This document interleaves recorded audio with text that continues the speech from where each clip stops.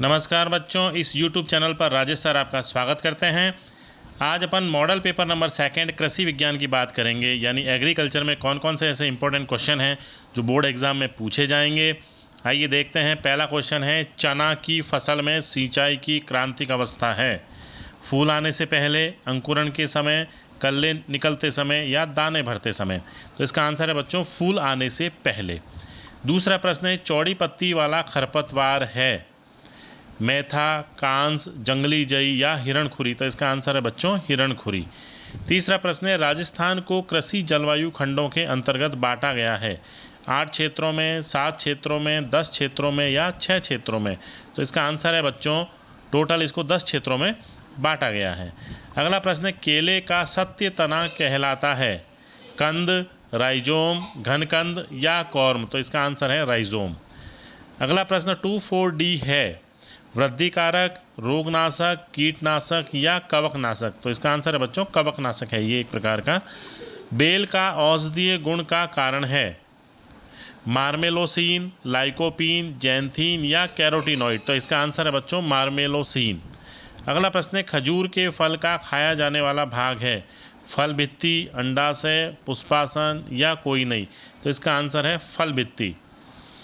8वां प्रश्न, फल पाक यानी जैम में कुल घुलनशील ठोस पदार्थ का होना आवश्यक है?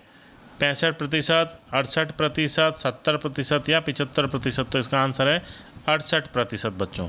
अगला प्रश्न है, साहिवाल गाय का उत्पत्ति स्थान है?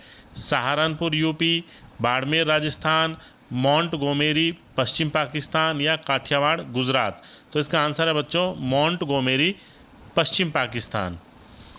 प्रश्न नंबर 10 है, किस रोग में पशु की संपूर्ण आहार नाल में छाले पड़ जाते हैं?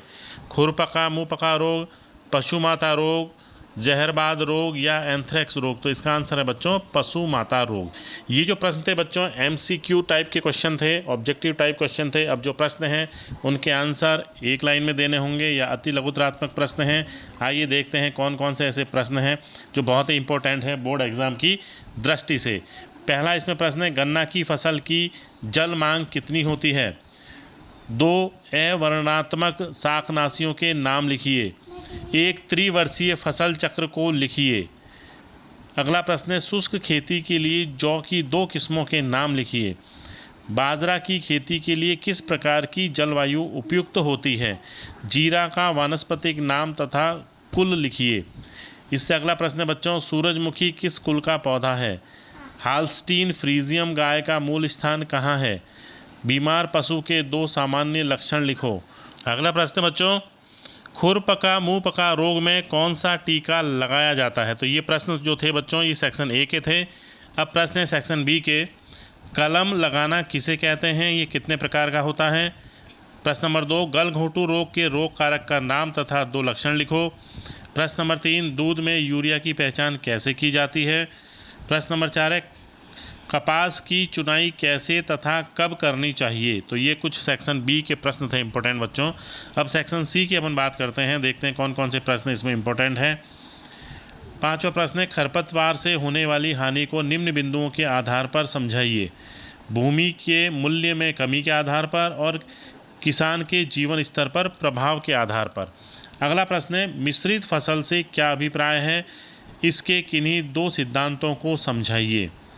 प्रश्न नंबर 7 है, अफलन के आनुवंशिकी कारकों को समझाइए। प्रश्न नंबर 8, बूंद बूंद सिंचाई विधि किसे कहते हैं? इसके 3 लाभ लिखिए। अब बात करते हैं बच्चों सेक्शन D की। सेक्शन D में कौन से इंपॉर्टेंट प्रश्न हैं? प्रश्न नंबर 9 है, कपास की खेती का वर्णन निम्न बिंदुओं के आधार पर कीजिए। वर्गीकरण, जलवायु, बीजोपचार, बुआई का समय और विधि।